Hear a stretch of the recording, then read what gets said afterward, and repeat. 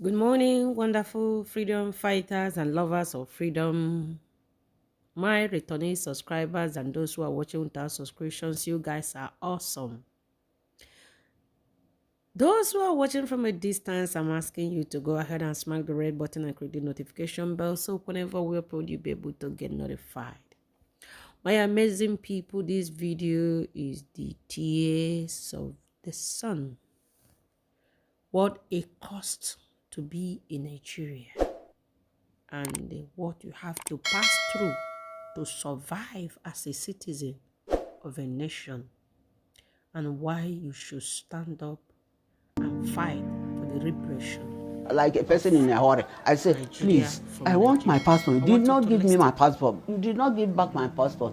The four men were standing. When I was telling them, somebody, one of you took my passport and slip, gave me only the slip. You did not give me back my passport. Where is my passport? They were looking at me. That made me to miss the flight. Nobody, they did it as if I was on my own. Right in front of me, I saw the Virgin Air taking off, while my mom is still down. She didn't board.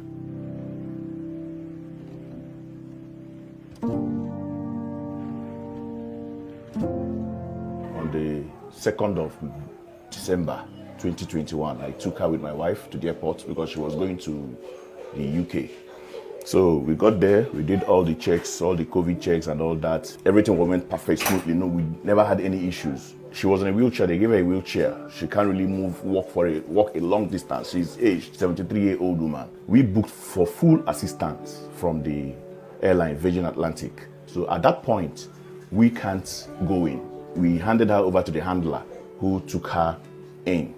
She wheeled me inside towards the boarding gate. After we have been checked, my hand luggage and my handbag was checked. We passed them. Getting to the boarding gate proper, they stopped me. When we entered, one lady was staying by the right. She stopped me and took my passport and the boarding slip and checked and gave it back to me. I put it inside my handbag, and we immediately moved forward about 2 or 3 steps. There was a table, a metal table by the right, and 4 men were standing at the back. The first person waved at me, they stopped. The person stopped. She asked for my passport and slip. I gave it to him. After giving it to him, he just took my boarding slip and gave it back to me. The person wheeled her off. So another person, another chick at the left, a girl, stopped us. So she murmured something to me which I did not hear. She went to my back and came back. I asked her, what were you saying? She said, Mommy, don't worry. It's okay. Okay. She said something which she wanted. I said, I have nothing anyway. She went back. She went to her checkpoint and asked me my bags. She took them and searched inside. No metal. Before we wheeled out, I asked that person, are they taking people's passports here? She said no. I said, please wheel me back. Let me go and collect my passport. Then she just went forward and wheeled me. By then, people were going. When we went back to that table, I said, please, as a person, like a person in a hurry, I said, please, I want my passport. You did not give me my passport. You did not give back my passport. The 4 men were standing. When I was telling them, one of you took my passport and slip, gave me only the slip. You did not give me back my passport. Where is my passport? They were looking at me.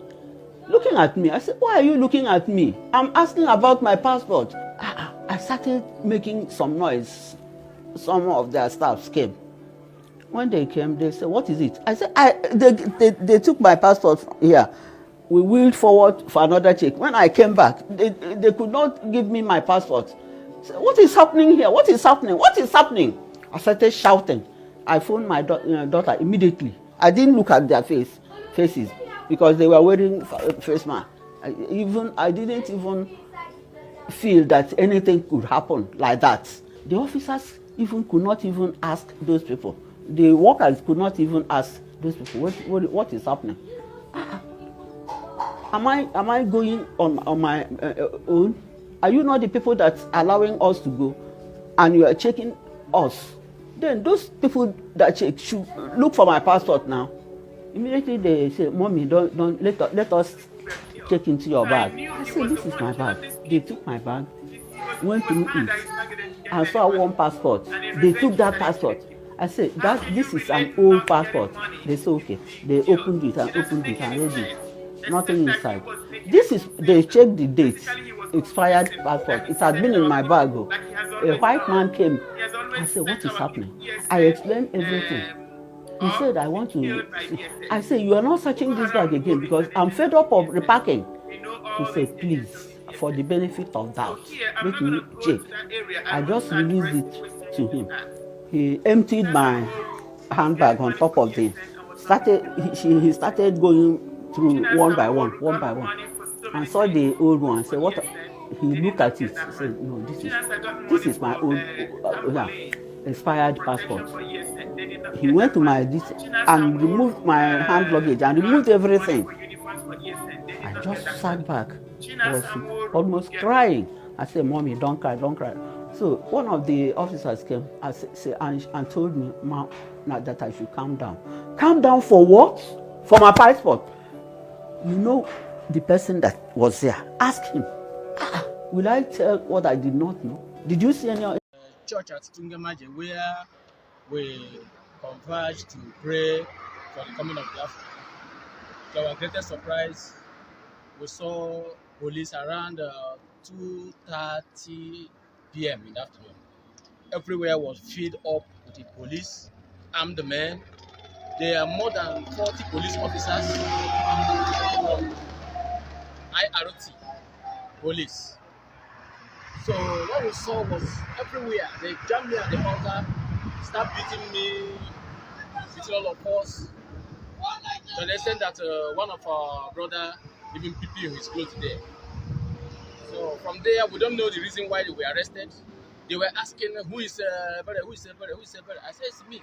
They say, yes, you are the one we're looking for. They now jack all of us to, that's my first time seeing a place called Abattoir, to IRT office.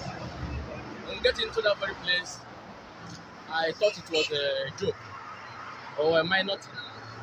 These people gathered together, they were slapping me, beating me, they take me to the slaughter room where they are killing our people. As many of us, our boys, are being slaughtered in that very place.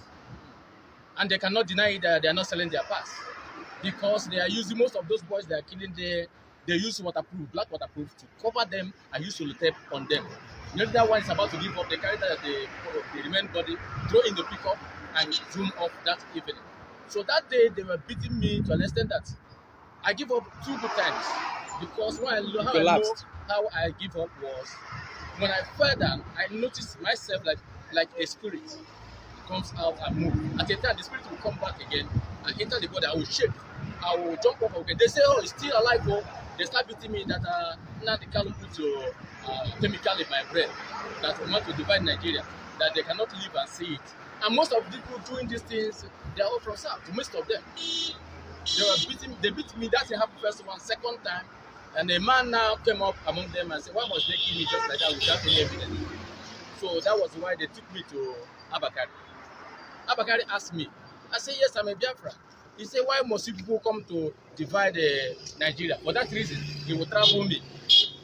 And their traveling is to kill that very person. So I said, no problem. I don't have any problem with it. So at the end of the day, I was on chain, left chain and hand chain. All the phone numbers they have, all our people here, in the ones in the Kanu, the ones in Jos, they have so many numbers. So they were bringing all the numbers and checking them on my phone.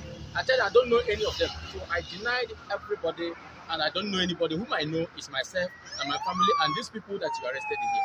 That was how we went on the whole matter. So after that, they took me to the cell in the dungeon where we were locked in on the ground.